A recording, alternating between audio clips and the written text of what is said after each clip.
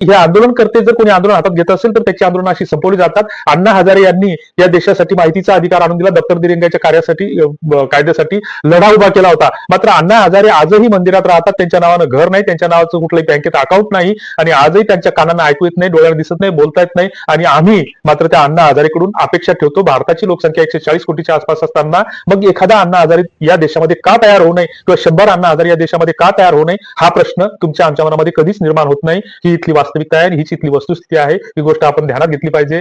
अनेक आंदोलनाशी उभी राहिली, असे शेतकऱ्यांचे आंदोलन हाती घेणारे संपवण्यात आले. सुभाष पाळेकरांना संपवण्यासाठी सगळा माध्यम एकवटली होती की सुभाष पाळेकर स्वतःची शेती त्यांच्याकडे जी काही 3-4 एकर शेती आहे तर ती कशी रासायनिक पद्धतीने करतात. झिरो बजेट नैसर्गिक शेती कुठं असू शकते का? झिरो बजेट हे कॉन्सेप्ट कुठून आणला? झिरो बजेट ही फक्त एक संकल्पना होती की शून्य खर्चावर आधारित. आणि आज ऑर्गॅनिक शेतीच्या नावाखाली तुम्हाला आम्हाला लुटलं जातं. ऑर्गॅनिकचा अर्थ तुम्हाला आम्हाला माहित नसतो, काहीच माहित नसतं. मात्र जे काही तुमच्या निसर्गामध्ये आहे तेच तुमच्या शेतामध्ये तुम्हाला वापरायचं आहे, त्याला युटिलाइज करायचं आहे. त्याला कुठं पृथक्करण कसं करायचं, त्याचं युटिलाइज